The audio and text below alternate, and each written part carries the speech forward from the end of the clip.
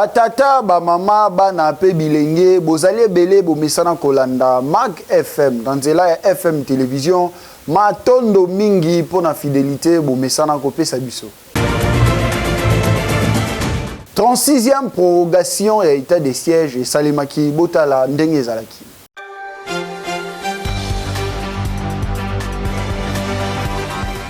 Pourquoi uniquement Pona nini kaka mboka na biso RDC yango elandi mai na mesana kotalisa ete Kongo ezali bongo kosala tina ya makita ya mokili mobimba na yango esengeli bongo eyebana kointerpele biso pe biso toyebana komizwa en charge.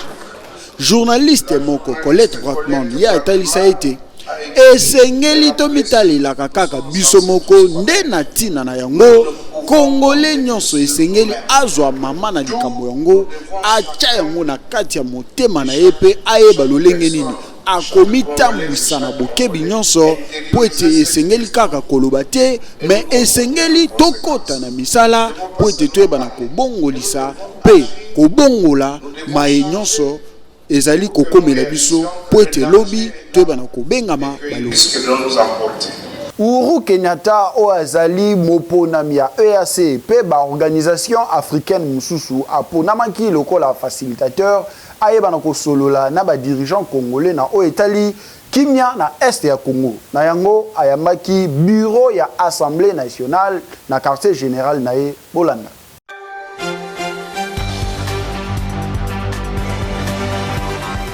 Nous avons d'abord remercié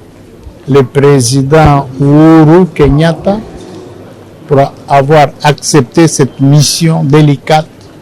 de facilitation. Topesi dodokolo na président Uhuru Kenyatta po ete yandimi mokumba oyo ya facilitation. Toye bongo koyanola na mbela na ye na lolenge andimi kokota makambo yo pona komema kimia na est ya Congo. Kasi yango ekoleka bongo na lisanga ya bato ya motema malamu. Toyepe koyebisa ye nini oyo biso tozali kobanza po ete kimia ya libela ezonga pe etika la seko na seko. Ba Congolais bazali peuple moko pacifique, bazali bato oyo balingi kofanda na kimia pe kofanda na bondeko na ba voisin na bango. Yango nde toyaki kotalisa na oyo etikali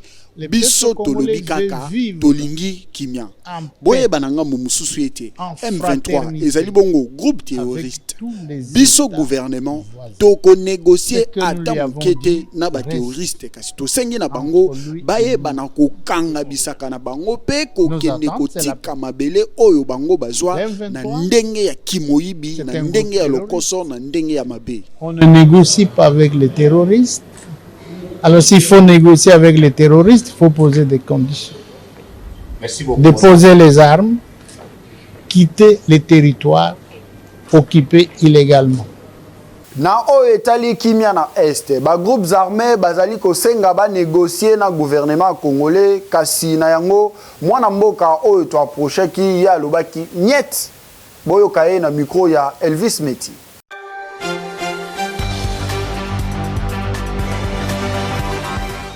Ngai nazalaka d'accord te na likambo etali lisolo. Po Congo attaque pays hospitalier, c'est-à-dire o ayambaka moto nyonso. Congo aboyaka bato te, ozala indien, ozala pakistanais, ozala rwandais, ozala ougandais. To yambaka bato nyonso, mais y a pas ces années bato biso tozo yamba na mboka na biso, bali ba profiter na expression wana pays hospitalier. C'est-à-dire kuna so okei okosala no nyonso, donc ba comme ça hospitalité na biso lokola façon moko ya kopesa bango makoki basala o motema na bango elingi. Président Félix alobaki malamu soki bolandaki bato baza na mayele ya ko comprendre volonté ya kosunga na sens que to solo la penati tozwa mokano moko boye ko tia ba pays nyos d'accord parce que toza ba voisins éternels faut kaka to vivre ensemble mais biso toza na volonté wana ya kozala na kimia na bandeko na biso o nyos bazo ko entourer biso les 9 pays voisins mais na lelo tozotanga Rwanda na Uganda nde bazali ko bundisa biso tongo midi pe pokwa ngai na lingi dialogue te to bandaki ba dialogue to zui gain de cause moko te histoire makamba dialogue na Congo soki na histoire politique ya Congo o interroger ngo komona ke Congo a dialogue trop azwa résultat moko te cette fois-ci soki bango ba utiliser minduki biso peut utiliser minduki yango moni chef de l'état au-delà ya option diplomatique akutaki kopona alobaki alongoli te mosika option militaire à tout moment ekoki koya na kasa bino bomonaki to survoler kaka bavoisin bagangi toke tosalika des essais bavoisin bagangi c'est pour dire qu'ils ont peur mais lokwa tosalaka toujours voix tosalaka mingi voix diplomatique olo ya voix militaire ne place là bamona solo kwa toza pété mais sika wa tolbi biso to utiliser makoki nyonso mbale ou toquer la voie diplomatique ou bien toquer la voie militaire. Moi, je préfère la voie militaire et non la voie diplomatique. Nous devons agir comme des hommes. Ba confession religieuse, il y a ba autochtone traditionnel, bangunza mpeve ya longo, bango pe batikali simate, balobi bako participer na marche ya le 19 où ezali bongo projeté par nouvelle société civile na ba confession religieuse. Bango balobi bako tambola pe pour nous soutenir ba FRDC pe chef de l'État. Boyo kabango na micro ya FM Mag.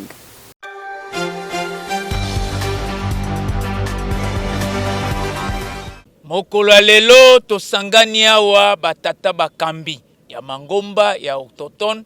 ya bangunza ya bampe valongo ya l'église traditionnelle ya l'église de Noix ya baonda ya bamasambukidi ya bamangomba nyonso tosangani mokolo lelo po topesa message moko o ezali mokolo ya poso o ezali koya le 19 tosengi na bandimi nyonso bana Congo totelema na bomoko kosunga force o ezali ya armée na biso tobengi FARDC Congo fwetika la bomoko ezali mboka ya Kimbangu mboka ya Kimpavita mboka ya Bangunza biso Congo ekoki kabwana te mokolo wana ya mokolo ya poso le 19 mbule beta moye bima biso mangomba nyonso ya autochtone tozali na marche tokotambola toyebisa MONUSCO kanga bisaka na yo Congo ezala na kimia tika biso na kimia mboka na biso ezala na kimia toboyi makile ya mokonzi ekolo Félix Tshisekedi mwana mboka etanga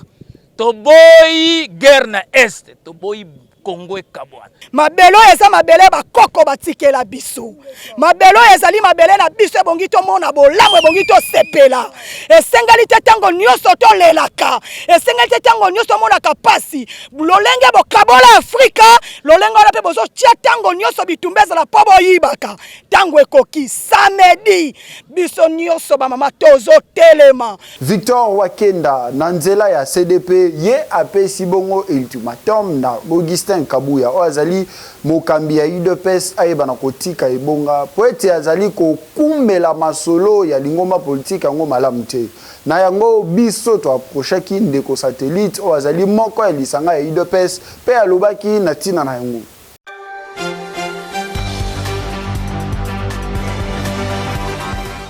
lingomba politique na biso IDPS ezali malamu pamba te mikolo nyonso tozali kobongisama na maponomi oyo kobanda des gens to enrôlement kobanda mokolo ya le 1er décembre yango moni biso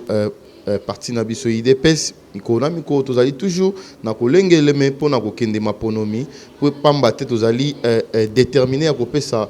mokonzi na biso Félix Antoine Tshisekedi Tshilombo mandat ya mibale et non seulement mandat ya mibale mais kopesa epe lisusu ba député belé na niveau ya Assemblée nationale pour permettre ya la politique de malamu pe biso IDPS tozwa primature wana ndezali détermination na biso c'est un parti wana ezali nde babenga na lopoto coup d'épée dans l'eau na ebité soki ezali poids âge to papa Victor Wakwenda komi na problème ya santé pamba te mokano ya zui et non seulement ezali ko violer statut na biso mais aussi ko violer règlement d'ordre intérieur ya parti na biso et puis okomona ke ata combattant moko te to membre moko te ya parti na biso asili ko ndima mokano ya zwaki yango na lingi na loba ete nzela oye aponi ko kende to ko sala ezali nzela moko très dangereuse pamba te okoka lisusu te na kokanga nzela wana il ne peut que tirer toutes les conséquences oyo koya Victor Wakwenda zui mokano wana ezali mokano moko illégal et puis n'est pas compétent ya kozwa mokano wana nous avons un seul chef oyo azali ko gérer parti na biso mikolo nyonso babenge na kombo Augustin Kabuya. Biso tozali tous derrière Augustin Kabuya yende mutada ko kamba biso na niveau parti. Tokiti na Kimbantseke po botala lolenge kani bana bazali kotanga na ba condition ya pasi yango ezali bongo na école dans Malele. Botala.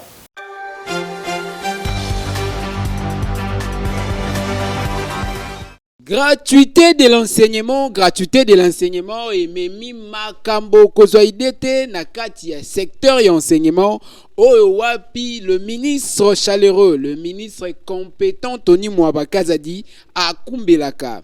Tozali awa na commune ya Kimbantseke, plus précisément na quartier Mbwala et pa wapi école okozaidete ndeti kaka ndako ya kofanda ya kufutela kutu bien et sika nini bana bazokotanga na ba chambre lia ba salle de classe pona kolobake école et respectaka ata critère to condition en viabilité te. On dirait kaka ba inspecteur awa ba lekakate pona kota lolenge kani bana ba finani lokola na kati ya Transco to pe na kati ya train ya Onatra. Kasi okondimate mayelo yo wapi bana oyo bazali kaka kotalisake moko akozala ministre mususu président et mususu pe akoti kokoma député okozwa idete talande timona o na tableau okondimate otie totie ça dit mais si apesi question ya zo zongi sa réponse on dirait dictionnaire à la rousse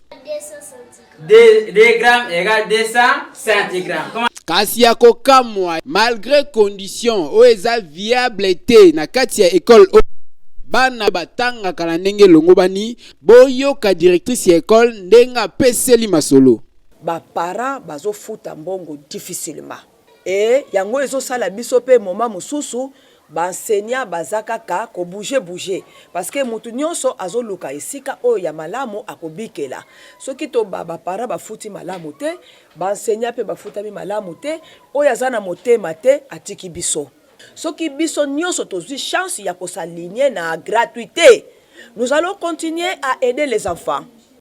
Na oetali Minerval poko tuna na ndako ya 4 chambres o eza divisé 4 na avant midi pe 4 na après midi selon ba niveau ya classe et sengi koyeba ete bana o ba futaka ba frais c'est-à-dire ba parents na bango ndeti kaka na carte okoya na mois 2000 directrice azui mois 5000 ti okoko kisa Minerval na yo na totalité ya par trimestre o ezalaka 3 trimestres pona batia na libanda te. Kasi ya koyeba ete bana oyo ya classe bazali se na susi moko oyo bazoko beta mbela malgré ministre Tony Mwaba azoko pekisa esika wapi esengeli bana batanga esenge ezala malamu pe viable c'est-à-dire réunir ba conditions mais kasi bana o susi na bango eza ya kokene na ba école peuplée kasi kozwa esika malamu soki ba konzi ba tie maboko na tina te bana o batanga malamu e ko sala loko po baza avenir ya lobby ba eta ya ba poto ya ba câble électrique na engomba mokonzi Kinshasa ezali kopesa pasi botala constat o to sala libino.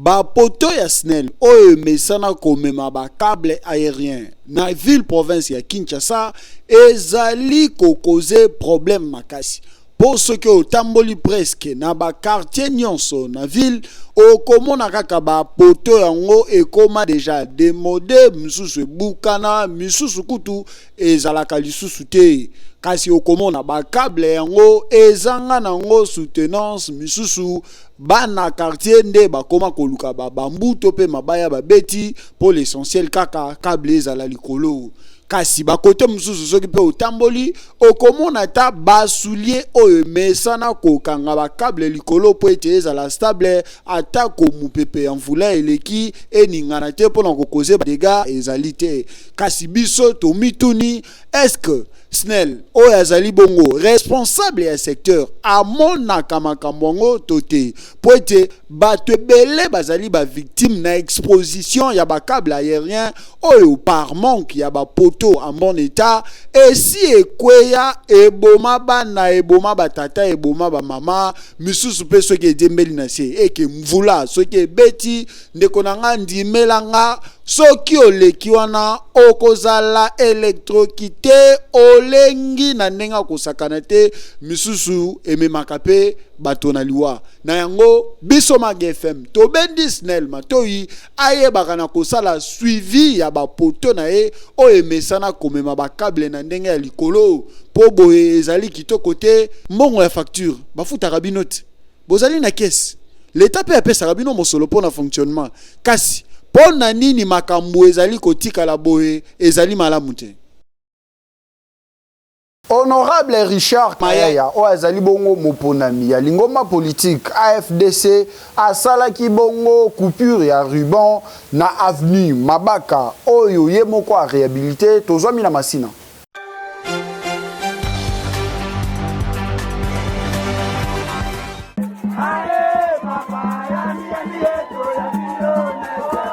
Motobo Lukaka yeyo Richard Mayaya o azali vice-président ya AFDC ye asepelisaki bongo bana ba mama pe ba papa ya masina na quartier 3 bisika nini inauguraki balabala Mabaka oyo moko afinansaki boye ba ete nzela oyo ko permettre ba mama oyo basalaka bilanga na zamba chamukwale baye ba bongo na kobimisaka biloko na bango pe asukaki wana te atongeli bango ba toilette pe bureau bisika nini bakope maka parce que bazali structure moko bien organisée boyo kaye moko ndenga peseli apesaki bino promesse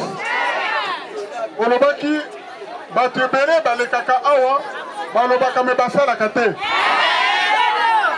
nayebisaki bino nazala nanu kandida na tiango te nayoki ndenge bamama baleli po mama na ngai mpe azalaki mama maraîchère nzambe azwa ye me atikala ngai bamama mosusu na bino kosalisa bango osengaki ngai baproblème mibale problème ya nzela ntango nalokoya na ngai mobali na telemi boye balakosimba ngai mpo na kitawa obisala biso nzela emonani tobataka na se ya banzete place ya kosukola ezali te place ya kotia biloko na biso ya mosala ezali te toza na besoin ya biro emonani ba représentant ya ba maraîchère bango pe balalaki te balobaki na eboyi ebongaka nde boye kozala na ba papa ya boye o bayokaka souci ya ba maman pe ba répondaka na ba question na bango esali kitoko makasi po ba mama batikali na esengo pe batyo na motema po mikolo ezali koya yo nde mwana na bango oyo bakosimba na maboko mibali. Na cadre toujours ya kala ingangu kala technique botala lolenge kani basale la kabiso ba Pierre Tombal tozwami na Lemba Foire.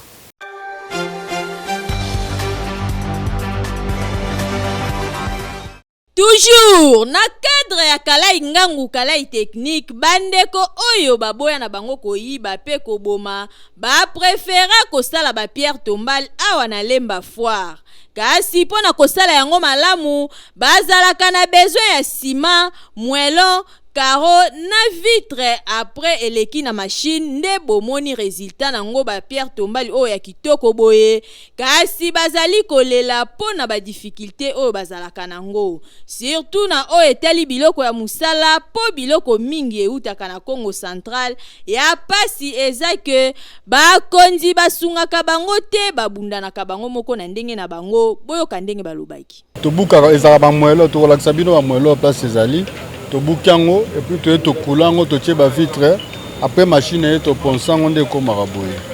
to benga granito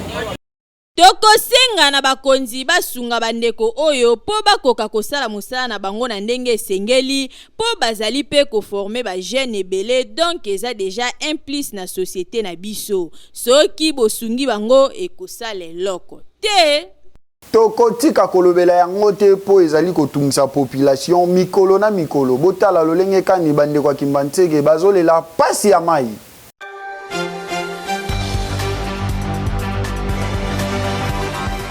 Na Kimbantseke population bazali kolela na oyo etali pasi ya mai na quartier Kifunta. Awa Régie des eaux atiela bango kaka mai ya fourrage na place atiela bango mai normal. Kasi mai yango atiela bango po bafuta te pendant 3 mois mokoka. Kasi ya pasi ezali que population bazali konyokwa mapo mai yango ezalaka nango na pression te. Ba pompi mususu kutu mai ebimaka te kaka pompi moko oyo mai ebimaka ya mukie pona kotoka mai awa basalaka ba heure ebele esalaka ke bakutana na ba risque po misusu batelemaka ti na pokwa oyo na pokwa bakuluna bayaka ko déranger bango. Population bazali kolela epai ya bakonzi ya Régie des eaux boyoka ndenge balobaki. Batieleki biso 3 mois ya ofele soki tokomi na janvier ekomi ya mbongo so moko kwa mutebimaka mwebele etikale bimaka matanga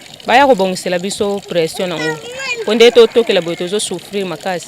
kasi otiya ba 3 mois batibande batila biso mai o siko ba batia mai pression exacte kabo tokoma donc 24 sur 24 toka mai kama ibimaka muki mukomususu bazali biso bakuluna donc bitumbeleka makasi tolinga siko matia pression ekomaka ata ya mbongo ekoma nango janvier te ata na décembre ka oyo bakomisa nka ya mbongo po pasi ya mai esila donc tokoka te totoka ka ya ofele soki ya mbongo ebima bien boye ya mbongo tokopesa ndeni tokinaka mai ya mabulu ngumba tozokoka te makolo pasi ezolenga fallait bobimisela biso mai ya bien totokaka. DG ya Régie des eaux pardon population bazali kolela luka otinda nanu ba agent na yo awa na quartier Kimfuta na commune ya Kimbantseke po babongisela bango fourrage oyo population aleli baya kobongisa yango na lombango soki esengi bafutaka ba préféré na bango kofuta po ya ofele oyo ezotungisa bango makasi awa na quartier Kimfuta na commune ya Kimbantseke devise ya l'eau c'est la vie bango bayebi yango te po na bango l'eau c'est la souffrance boyoki obela mingi maladi nyokola yo okutana na baminganga ndenge na ndenge ozwa lobiko te kasi toelio sango malamu beta tour na centre hospitalier Dominique Lecoeur bisika nini maladi nyonso ezali ko beta madada po bao bakota kuna babima na lobiko botala.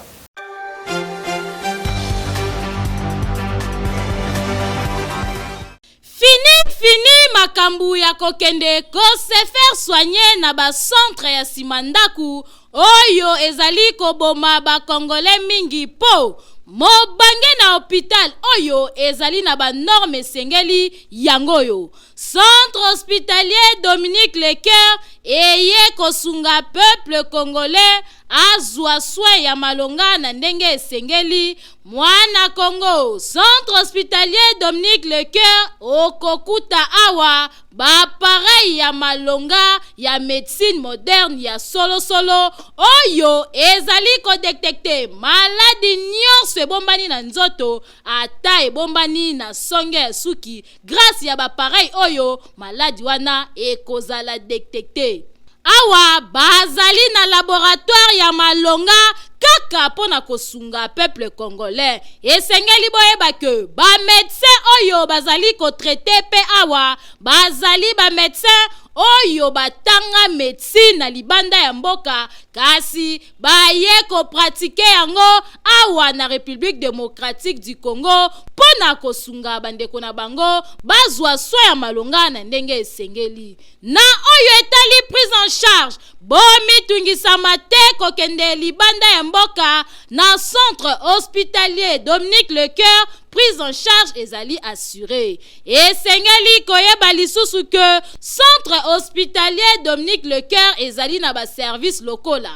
chirurgie maternité radiologie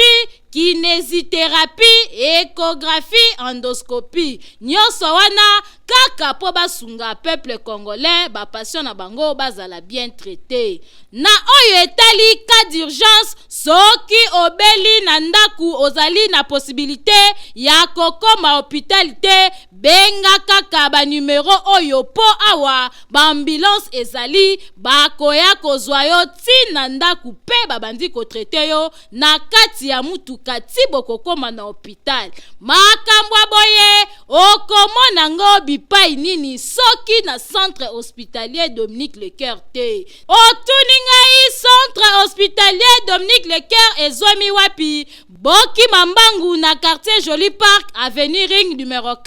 plus précisément na commune ya Ngaliema. Bokende na bino bikenda kenda te na ba hôpital ya Simanda Kupo, la santé n'a pas de prix. Boyoki Ya lelo to sukisi ya ngwawa. Un grand merci na bino ba nyonso bozwa kibongo libaku ya kolanda biso lokola mumesano. Kasi yo oyo nano landa biso te ba ete tolekaka mikolo nyonso na FM télévision tozali Mag FM. Un grand merci na Yemoko, le numéro 1 de First. Maître Maloua Billy Cléophas o alandaka biso na attention soutenue nyonso. Topesipe un grand merci na Maître Kazi, son éminence, OEP à Messana Kolanda Biso, Tobo Sanité, Bandeko nyonso ya diaspora, merci pour la confiance, Bozali Kosala Biso, merci na grande équipe pour accompagner Kibiso na mokolo lelo, tokutani na mikolo ezali koya, boboto e ingela na mabota na bino.